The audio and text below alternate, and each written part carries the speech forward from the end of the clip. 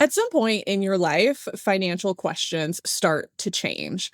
The focus shifts away from getting by and more toward whether the future feels stable, flexible, and intentional.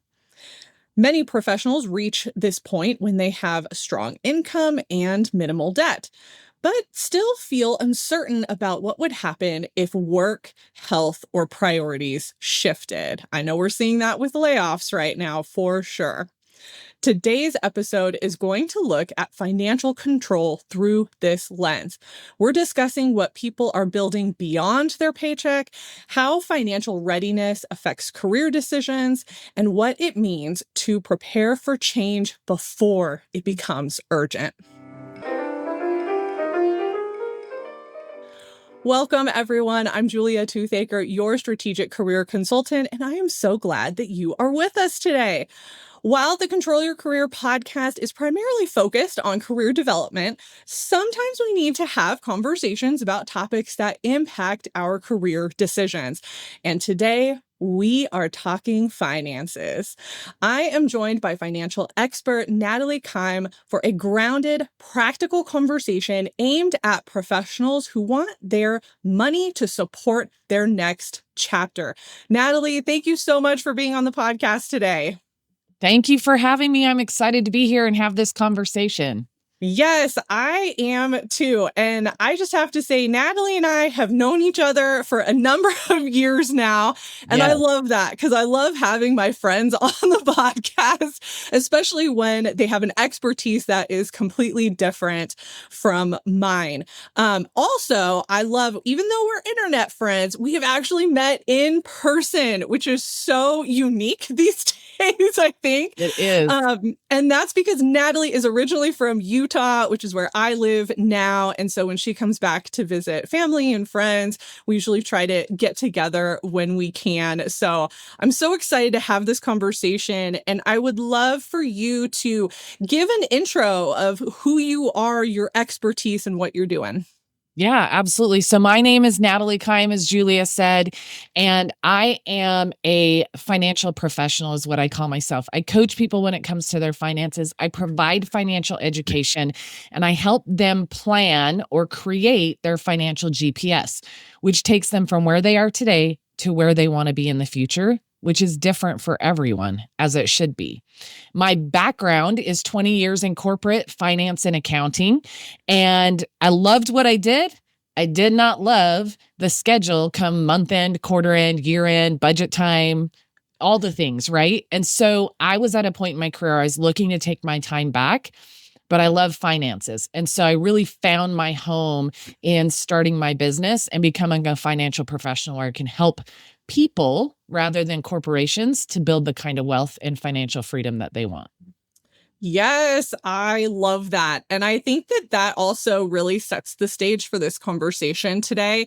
So I want to be really clear with those who are listening or watching in.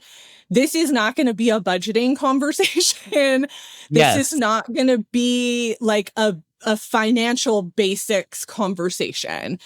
This is really going to be for people who, you have a good income, your debt is very minimal, like you are really looking at that next level of what financial freedom looks like and what you need kind of for the rest of your year. So I want to be really clear about that because there are so many people that talk finances, especially as it relates to career, and it's usually around the budgeting and all of that. And we're going beyond that today. So I hope that that really sets the stage for anybody who's listening to kind of understand what we're about so that you don't get confused when we're not talking about whether or not you should keep Netflix. Okay. Yeah. That is where we're going. Okay. So along those lines, I know I've seen this with my clients, and this is kind of what prompted this conversation, which is my coaching clients, most of them, they make good money. They have minimal debt or have no debt, which always surprises me. It's just kind of an interesting thread that they all have that's the same. But they're in this space where they can probably manage for a while, like if they got laid off or if something happened. but they haven't necessarily had some of those bigger financial conversations. And I know you and I have had a lot of these conversations because we've had to be caretakers. I was a caretaker before my parents passed. You're a caretaker now. We've watched these economic shifts happen. I'm seeing people getting laid off and not being able to pay rent or mortgage. I mean, there are so many things that go on. But there are still people who make good money. They're in a good financial position. They are not struggling. Nothing feels on fire. They're not a caretaker, but they're kind of figuring out like what is next when it comes to finances. So what are you seeing right now with people who might look financially successful on paper, Mm. but maybe they don't feel financially successful, or there might be some holes in that narrative for them? Yeah, absolutely. I think the first thing to touch on there is that high earners are often cash flow rich, but option poor. And Mm. so let me give a little bit of an example. I like to use myself and as an example because when I came into this industry, I started my business part-time 7 years ago. I retired myself 5 years ago to step into this world full time. And I can look back and see so many patterns in myself. And so first of all, let me say wherever you are today is exactly where you are today. Stop looking backwards and thinking shoulda, woulda, coulda, because you can't. Let's look Mhm. forward and think, what's the next best step, right? But what I mean by cash flow rich but option poor is we have the money that we need. Oftentimes we have more than our needs. And what that does is that makes us comfortable. Mhm. And so we don't think about this what if or that what if. And for people out there who haven't been caretakers like you and I, Julia, who haven't experienced maybe significant health issues, they haven't maybe had that thing happen, that catalyst to make them think beyond things are okay, right? Mhm. They're utilizing whatever retirement that their employer provides. They're maybe building even outside of that. They may have some stock accounts, they may have a Roth IRA. So they're thinking, my general funding for retirement is good. Sometimes we find they're actually not doing that. Again, that's the comfort piece. We don't Right. think about what we're going to need in the future because we don't have a lot we can't take care of right now financially. Right. So when you don't have need as something that you're thinking about on a daily basis, you often don't think long term about that need either, other than that basic retirement planning. Um, these people they're well paid, but they're also highly dependent on continuity. And what I mean by that is I've got this job, I get paid well, it's gonna be there, I'm good. As long as everything keeps going like it is, everything's gonna be great. But let's be Mhm. honest, life does not keep going like it is. At some point, there is going something's gonna happen that requires a shift, whether it's with children you still have at home, your kids getting ready to go to college and the expense of that, paying for weddings, elderly parents, your own health. Something's going to drop in your lap that you're absolutely unprepared for. And all of a sudden, you're going to panic. But Yeah. it really comes from I made great money. I was an executive when I retired. I made well into the six figures. And I'll be honest, I spent because I could. And more importantly than all of that is the lack of financial education. Mm. That Mhm. I think it's really easy for people to think, oh, it makes sense why young professionals might be struggling financially. They didn't get that financial education. But I have this great career. I make well into the six figures. I've got a healthy savings account. I've got a healthy 401k. But without that lack of education, and it's not an in depth education, but it is thorough. Mhm. Mhm. Okay. And when you have that understanding, your financial education pushes you to think about the things in the future that you don't need right now, that aren't concerns right now. You're planning for everything, but in a way that if those things don't happen, you're just, you have greater benefit than you thought. But if those things do happen, you're not basically bankrupting your retirement to cover those costs. Yeah. It's both things. It's the and. And that's where financial education for people who are financially well off is still really important. Yeah. Okay, I wanna dig into this a little bit more because I think what I'm hearing you say is the income part is good, Mhm. but the strategy part is not as good. Yeah. Because of the lack of education and understanding what's beyond. Because I think so many of us were taught, get a well-paying job, pay your bills, pay into your 401k, and everything will work out fine, right? Yep. But these days, any of us that have done any level of financial planning, that's not quite it. Right. There's so much more involved with that, and I think so many of us don't know when to have those conversations or how to have those conversations. So is there a tipping point for a professional where the income isn't the problem, right? They've got the income, they're secure. They maybe are spending a little more than they need to be, and then they need to start working on the strategy. Like the strategy is their actual problem moving forward. Is there like a tipping point there or a point that they need to be aware of? So tipping point, kind of like a thing that happens or a time frame that would typically fall into? Oh, either. Okay. Either. So Yeah. short and simple answer is both. Right? As it Because is. for some people, it is a life change.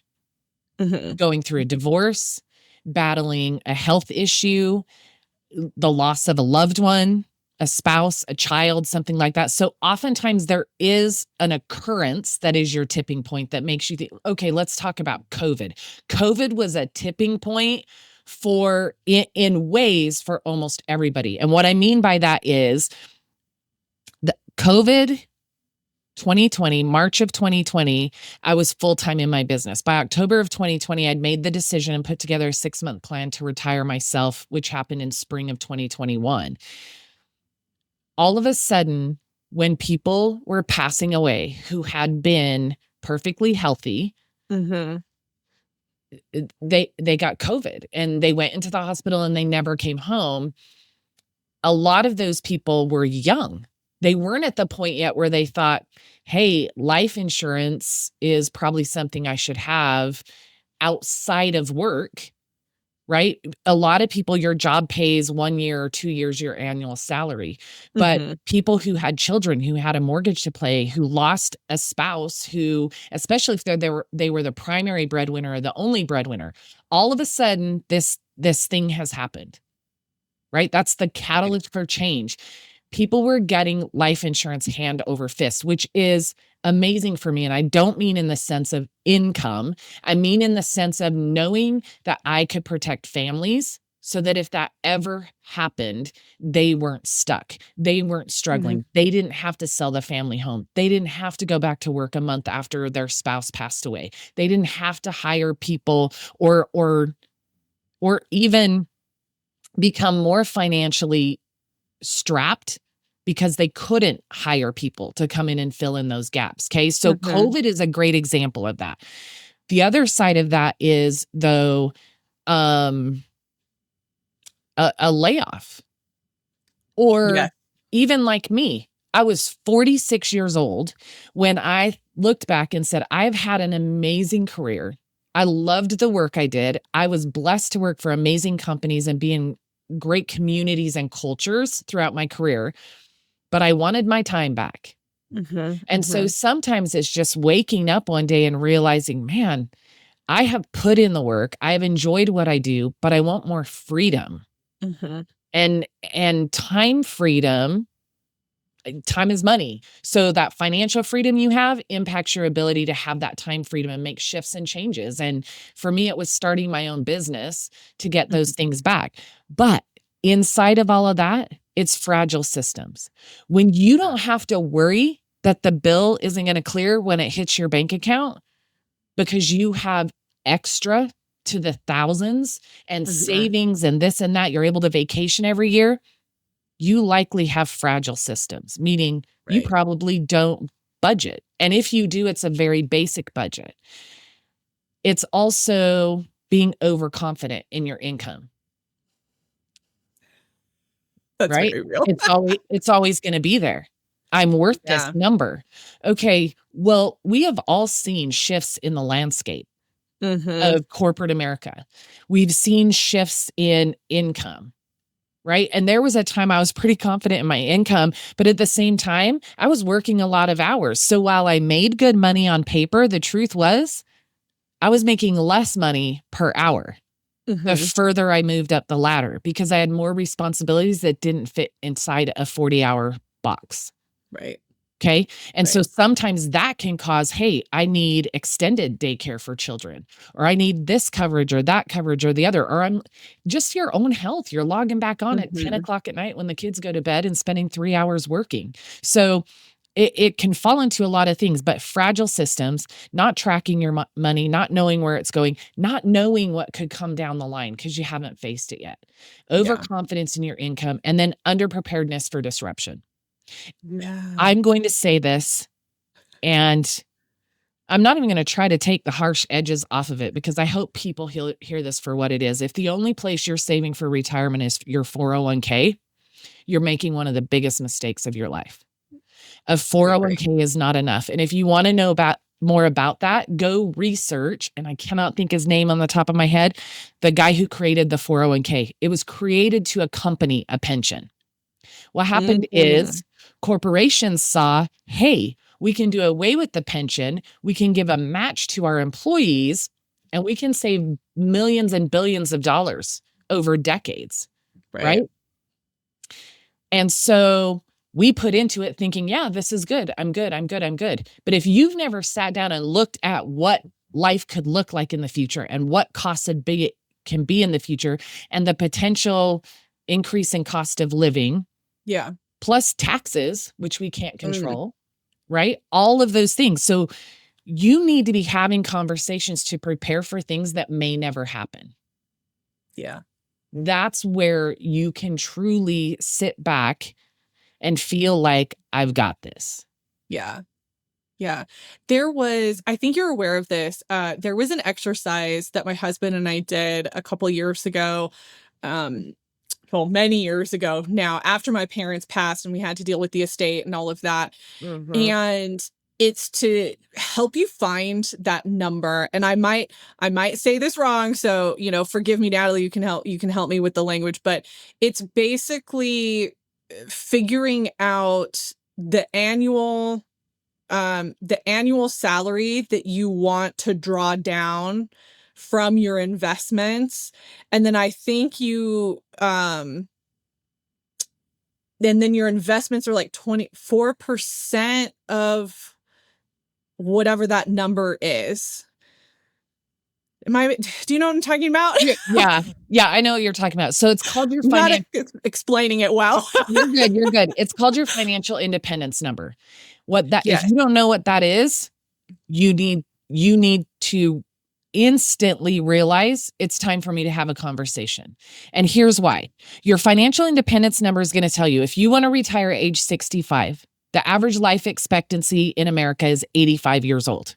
Okay? So if you retire at 65, you live till 85 and you want $100,000 worth of income every single year, okay, 100,000 times that 20 years, that's what you need to have. But then it needs to Mhm. be adjusted for cost of living increases, potential Right. tax increases. And here is the thing that most people do. And I think I will say this right off the bat, high net worth individuals, I think have an easier time dreaming bigger Yes. or thinking of retirement being something grander than just living and not working. Yeah. Okay. Yeah. So I do think by nature that exists for them. And the reason I say that is a lot of times I'll sit down with people and I'll say, what do you want life to look like in retirement? How much money do you want coming in? Well, let's see. I need $5,000 a month. That would cover everything. How much do you want? right? But Yeah. but let's be honest. Society pushes us to spend, Mhm. pushes us to go into debt. All of the things, right? It's all a corporation. It's all a business, right? All Right. these companies are out there making money. So everything looks shiny and pretty and exciting. Nobody's out there pushing constantly commercials about saving, investing. What if this happens? What if that happens? What if the other happens? Those are Mhm. not commonplace if they exist at all. And so, even when we have high net worth, we may think I'm good. Again, you're comfortable, you're overconfident in that income and where you're saving because of that, you've never sat down and had a full conversation and taken a full look at it. And I'll Mhm. give you one quick example. I have a dear, dear friend, single, never been married, just turned 50 years old last year, has a cute little house. She is not a traveler. She travels like twice a year. She is a high anxiety traveler. Her dream is not to travel in retirement. Her dream is to have her house paid off. She turned one of the bedrooms into her house into a floor to ceiling library. She loves doing puzzles. She loves reading books. I love That that. that is the dream for her, to have her house paid off, to be in a safe place, and to be able to do the things she loves most. Yeah. Her FIN number was a little over $800,000. Now, when I told her what it was, she about fell off her chair. She's like, That's no, so low though. yeah, yeah, yeah. And I mean, she's a decent income earner, but she's like, I don't need a lot. My house will be paid off, all of this. I don't want for a lot. My wants are to be able to buy the books, to do the puzzles, and just live a, a slow and happy life. That's her Mhm. dream. Now, let me give you my example. Also single. I do have one grown son. My FIN number is $3.8 million because I want investment properties, because I want to travel the world in retirement, and I only want to fly first class. If I am flying to Europe for the first time in my life, I am laying in one of those first class beds with the all the things and free pajamas. Yep. Okay? That's me. And I want to give back to causes that are important to me. I want to give Mhm. back to my church. So for me, all of those components are built in there. That's the difference from person to person.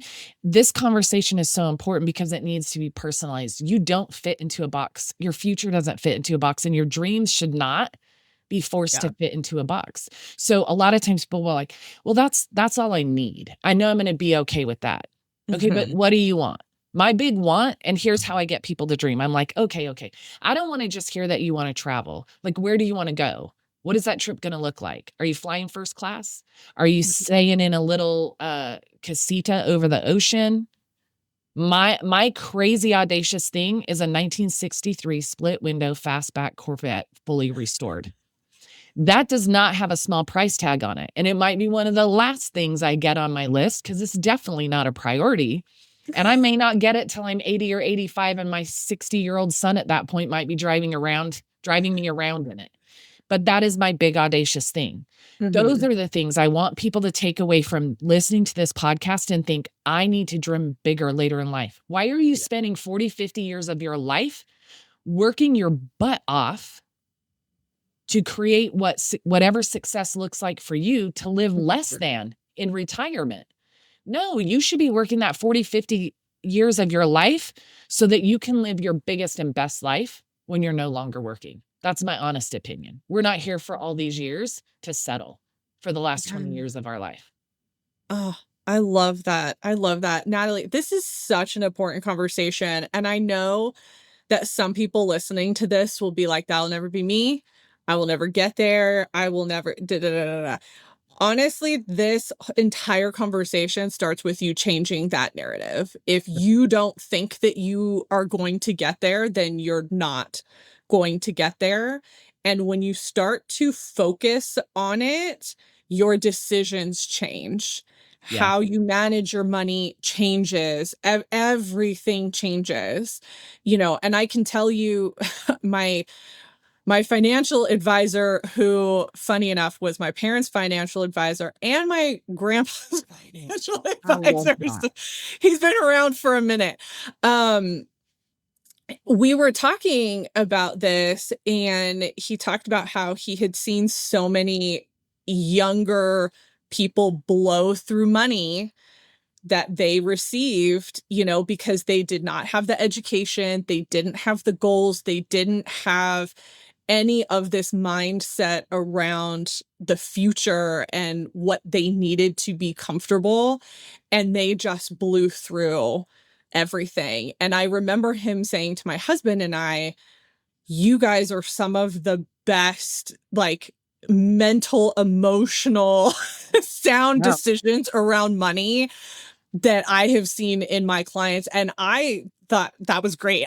Yeah, it I is. took a lot of pride in that because I was like, well, first of all, my parents died, and that sucks, and I don't want to waste whatever opportunity that they have given us to live a different or better life. And we had to completely change how we viewed money. Mhm. And so for anybody listening to this, whether you are that, high net worth earner trying to figure this out, or you're not quite there yet, but you want to get there, it starts with that mindset shift of, this is where I want to be. Because some of those numbers, those fire numbers, like those independent numbers, they do sound scary because they are so big. But if you Mhm. understand the market, if you understand investing, and you understand the decisions, then you can absolutely get there. It does take time, and it does take strategy, but you can get there. But you have to start with how you are processing around money. Yeah. You absolutely have to. That's where the financial education comes in. Okay, so this brings up, like, the last point I made before. Why are you spending 40 or 50 years of life working to live less than in retirement? You should be living less than now. Yeah. And I don't mean less than like at the poverty level. Good grief. If you're making really great money, you should have some of the things you want. Right. You should have the fun. You should be making some of your own dreams come true, but you should be limiting yourself now while you can work so that you can live your best life later, whatever that Mhm. best life looks like for you. And your definition of success is the only one that matters. Stop Yes. trying to keep up with everybody else. Stop trying to compete with what they have or where like, what does that look like for you? What is Yeah. your dream? And that is the conversation I have with every client.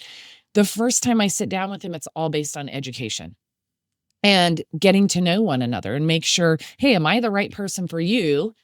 And are you the right client for me? Right. And from there, it's let's look at all your numbers. Where is everything? Right now, while you're working, every dollar you have should have a job.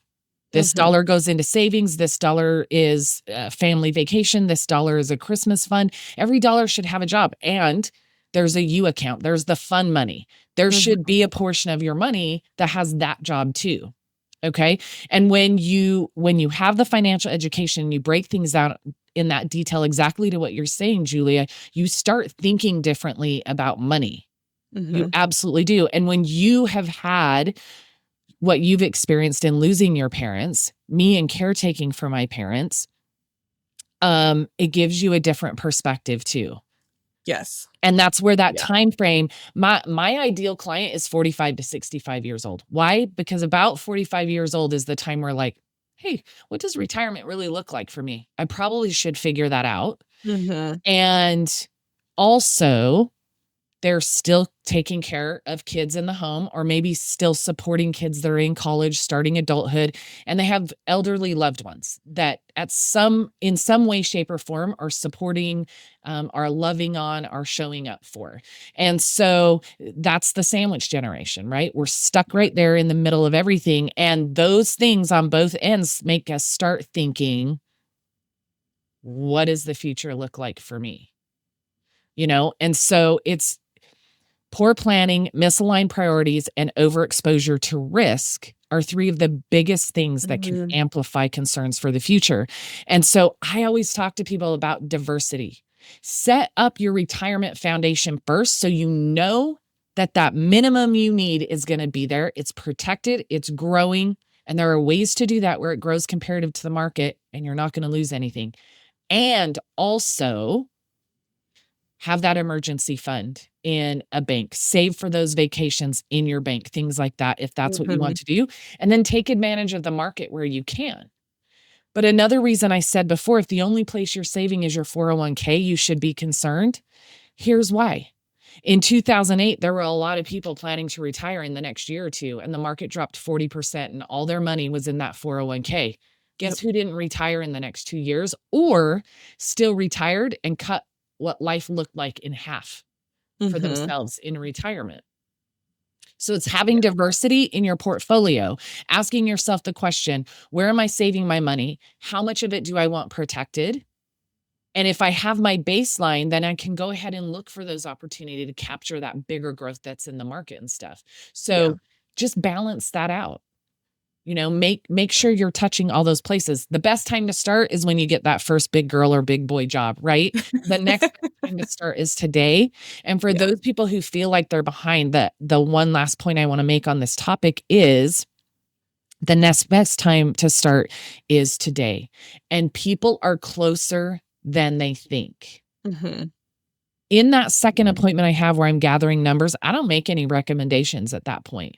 But as I'm gathering somebody's numbers, I know whether or not I'm going to be able to surprise them Yeah. at how close they actually are to making those dreams happen just Mhm. by making a couple of adjustments to where their money is, maybe Yeah. increasing savings a little bit or using a tool they didn't know was available to them. And so Yes. don't panic is the Yeah. point. Don't panic. Have the don't I used to tell myself, it's probably gonna cost me 50 to $100 an hour to get somebody to help me. They probably want me to have $250,000 or at least 100,000. I've been a single mom for 13 years at that point in my mid 40s. So I don't have any of those things. I'm just gonna keep going. And then I Mhm. tripped across what I do now, and I found out that that doesn't have to be the case. My clients do not pay me directly for my services ever.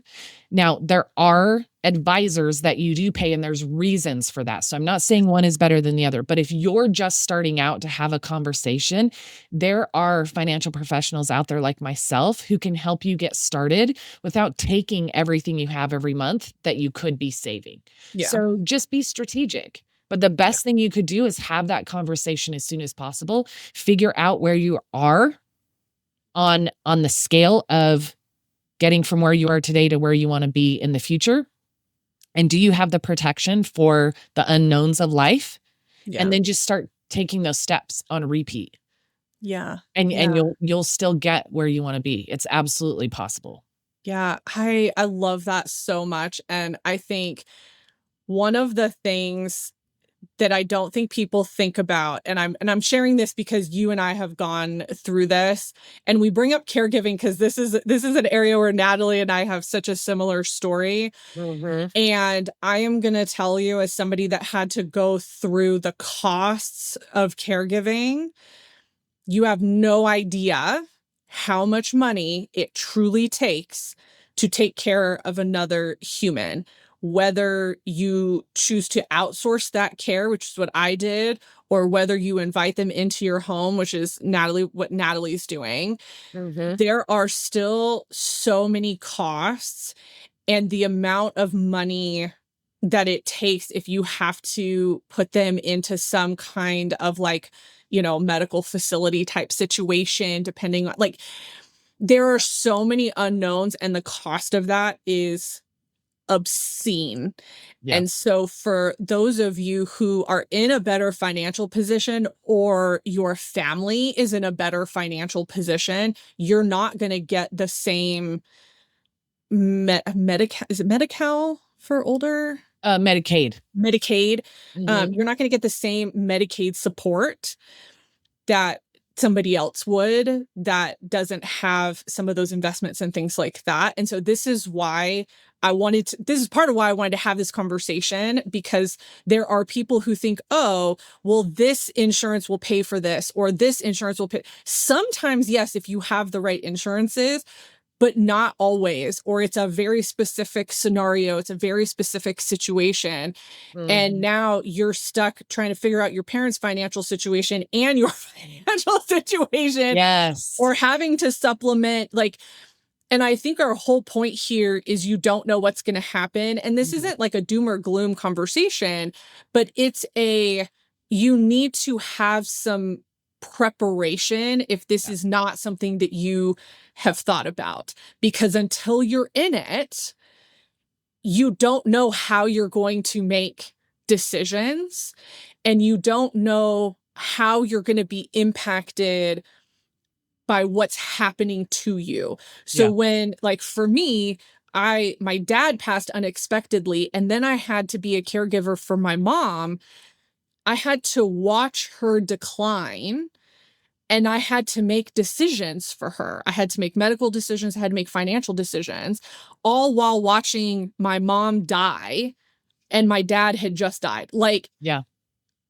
I don't know how to explain to people the mental and emotional toll that has, and then to sit back and be like, I have to make these big financial decisions that I've never had to make before for somebody else, Yeah. and I think that's kind of part of why we're so passionate about this, because we've lived in that, oh shoot, I need to get things in order. And I think that experience is why when my mom passed and we had to deal with her estate, I was like, well, I'm not squandering this, because I just saw Yep. what could happen, and I saw how much it costs, and I saw all of these things, and I was like, I will not leave that burden for my child Yep. to have to deal with. And thankfully my parents really didn't leave that burden, but I still you don't know what you don't know Yeah. until you're in the middle of having to make those decisions, right? Yeah. And I think another point on that too is if your parents didn't properly prepare, what are you going to do? You're not just going to set them on the side of the road and let them wither away. You're going to spend the money you have saved to care for them. So then what Mhm. about your retirement, right? And I run into that a lot of the time. It's very sad. Here's what I want to go over a couple of things since you touched on cost. The average caretaker in their home, hands-on caretaker like myself, is still spending about $7,200 a year to care for Mhm. their person, whether it's Yeah. buying equipment you need, buying supplies, if they're incontinent, whatever that looks like, co-payments, etc. About $7,200 a year. My mom was in the hospital the week before Christmas. And of course, I was getting pressured from the doctors to put her in a home. And then when I said no to that, they're like, well, you should hire caretakers. And I work from home. I'm able to build my own schedule. So I'm like, I need to get her home and see what this looks like now with this new decline before I make any of those decisions. But what I Mhm. did do is start making phone calls. I'm in North Texas. Here, it's going to be anywhere from $5,800 to about $10,000 a month for a private room in a care facility, depending on the level of care that she needs. Yep. Okay. All right. That, kind of falls into the realm of what I'd always understood as a financial professional. But then when I sat down to talk to a caretaking company that places caretakers in your home, and now there are less expensive ways to do this. If you go directly to caretakers and hire them directly, you don't have those service fees. Mhm. But just giving a quick example, I went from $5,000 to $10,000 a month, thinking, okay, well, if I brought some support care into the home, it's probably less expensive than that. 16 hours a day for 1 week is $5,100 per week. That's $20,000 a month Yeah. for only 16 hours a day of support caregiving. Those are the things we're talking about. Those are the numbers you need to think about for your loved ones that you may have responsibility for. And so I Mhm. challenge people too to please have those hard conversations with your loved ones and find out what they have in place so you know what you could potentially have dropped in your lap in those situations, as well as planning for your own. The other thing I will say is long-term care is great, but you have to be in you have to not be able to do 2 of the 6 activities of daily living. So being able to get yourself dressed, feed yourself, things like that before Mhm. those benefits kick in. What I'm going to recommend is you talk to somebody about living benefits, chronic, critical, and terminal illness, as well as critical injury. If you become disabled, if you're diagnosed with cancer and you're given a time limit, if you're diagnosed with cancer and it's maybe 2 to 5 years, that's going to be critical instead of terminal. But in those situations, these benefits come attached to your life insurance policies. Mhm. Here's how it benefits you either way. It's not a standalone long-term care policy that you pay for and never use, and so that money's just gone. One, you can attach long-term care to life insurance policies as well, but living benefits are the new thing. They're so much more versatile. You can use them, say you're in your 50s and you're in a car accident or you go through a cancer diagnosis and you can't work for a few months and everything turns out well, but you're still able to tap those benefits to fill in those financial gaps so you're not Mhm. draining retirement.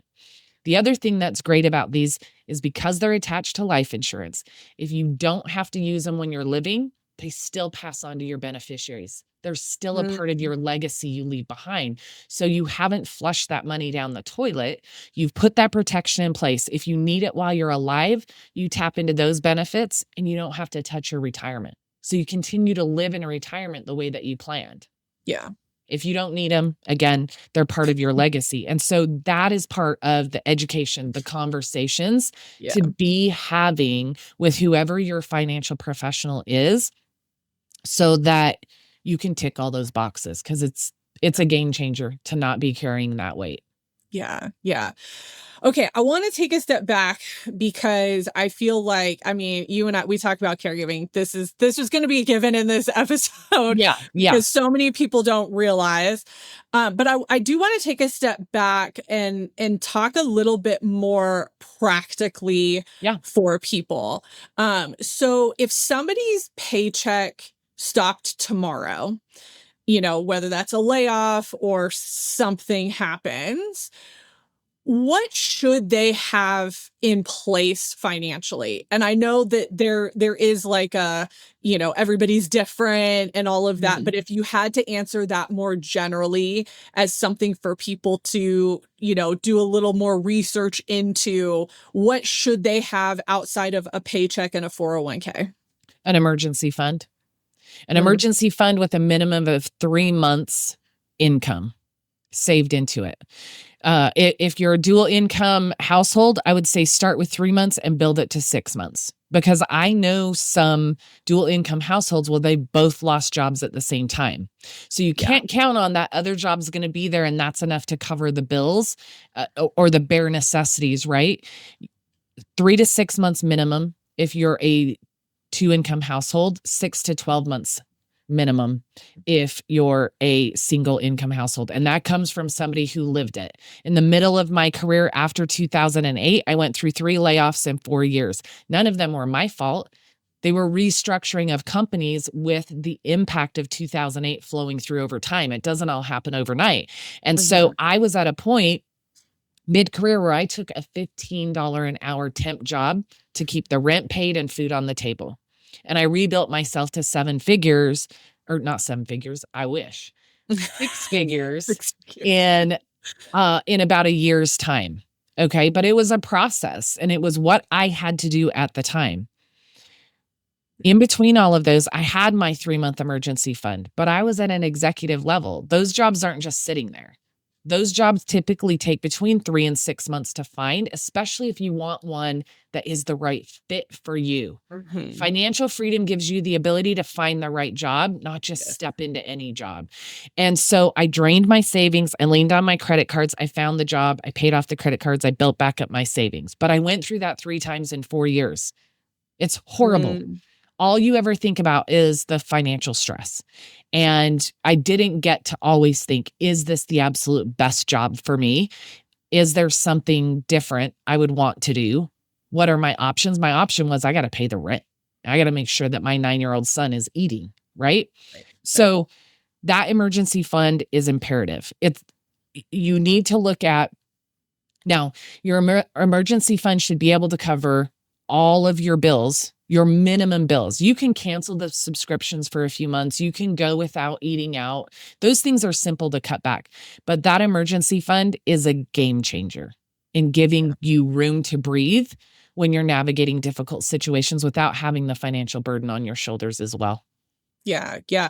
And I honestly, I would adjust that. I've been telling my clients, you really need to have the 9 to 12 Mhm. for most people right now because of how this market is. I'm watching very talented professionals not be able to find positions, and most of them are not being very particular right now. They're just trying to get in Yeah. where they can, and so I would agree with you. I think that emergency fund is huge. Like, that's a huge benefit to anyone. And I find too, a lot of my clients who are higher net worth, they have that. Mhm. They've had that established, and so they have been able to leave toxic positions.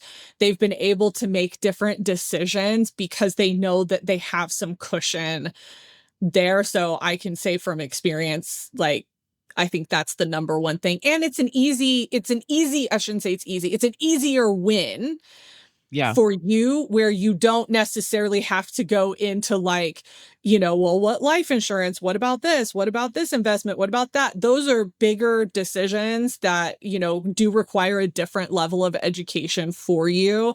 And so I think that's such a really good practical start for the majority of people. I want to touch on something that we have skirted around a little bit, but I want to make sure that we get into this episode because I think it's going to impact a lot of people, and that is the wealth transfer that is Mm. slated to happen over the next probably 10, 15 years or so. And we're starting to see a little bit of it. I think COVID kick-started some of that, unfortunately.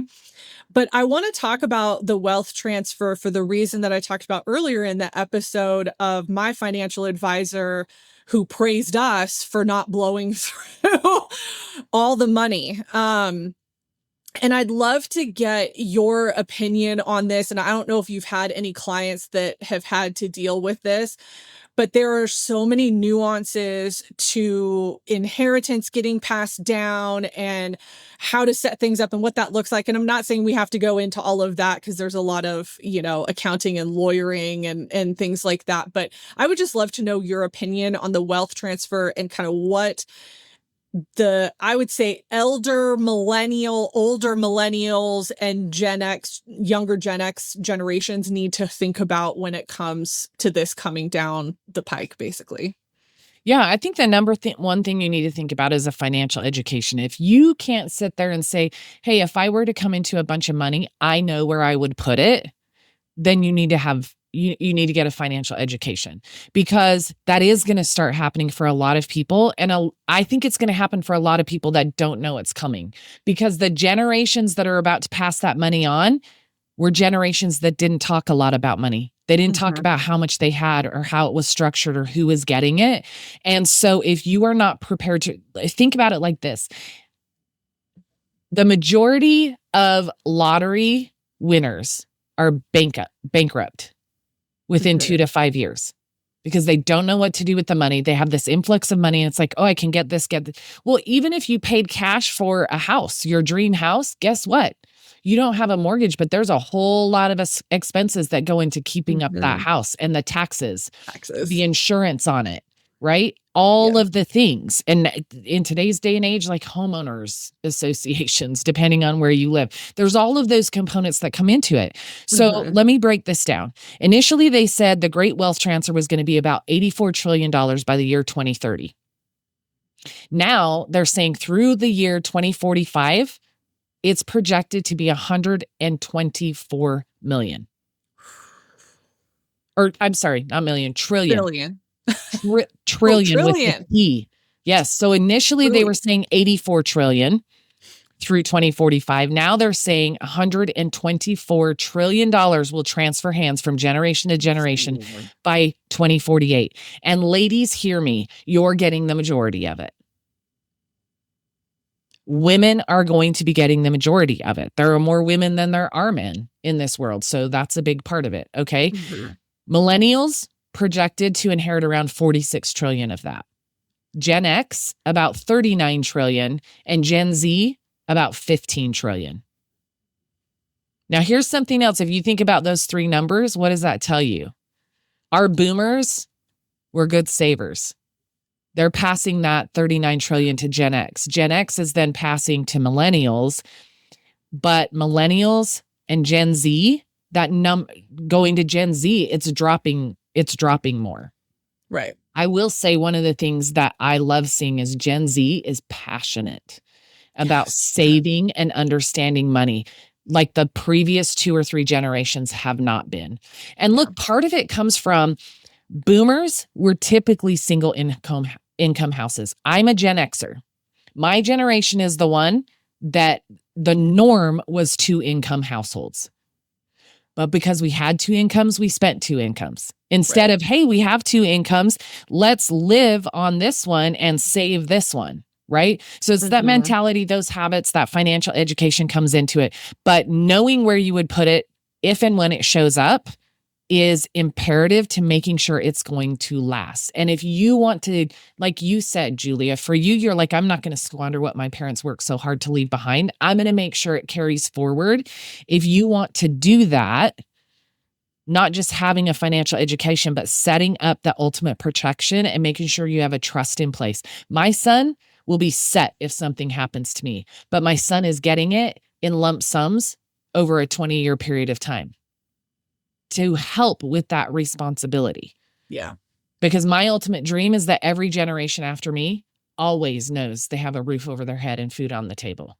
Yeah. Agreed. Right? So whatever that is for you plays into that. But that wealth transfer is going to be a game changer if it's managed correctly.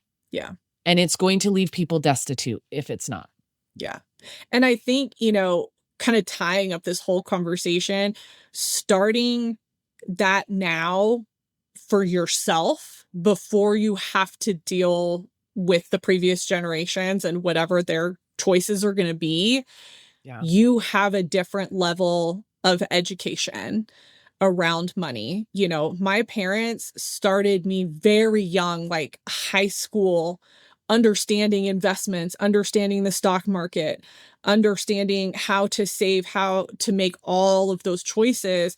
So that's always something that has been with me, and that's just evolved and grown over the years. And I know that that's unusual, but I feel like right now, especially, I'm an elder millennial, so I'm just a little younger, but we didn't always get that. My generation didn't always get that. And now from a career perspective, we're also seeing we're going to have to work. Right? Like we're going to have to work until we die, basically. Right? Unless you do benefit from the wealth transfer. But if we're struggling so much now, then it's going to be hard to accept that wealth transfer and not blow through it. Yep. And so I think the whole point of this episode is really like figure out where you're at, get the education that you need, find the right people. And I can tell you too, talking finances is hard. Finding somebody that you trust is harder. There's a reason that I stayed with the financial advisor that my family has had for literally generations at this point. Yeah. And they're, priming me to stay with other people in the office and things like that. Like, there's a reason for that because they know I trust them. We've made a lot of big decisions together. They were with me when my parents were dying and I had to make these decisions, and they called and cried on the phone with me. Right. And this sounds so crazy if you're not somebody that's had to deal with it. But to trust people to help you make financial decisions is so huge. Yeah. And I will say one of the things that I appreciate about Natalie, and Natalie and I have had different financial conversations as well. One of the things that I appreciate is you will never push anybody to make any decision. Right. And you guys know, listening, I'm like that as a career coach. Like, I'm not going to push you to buy from me. I'm not going to push you to do, like, you have to figure out what's right for you. And I feel like, Natalie, you come with that same spirit of, hey, let's have a conversation. Let's see if I'm the best fit and if we're going to work well together.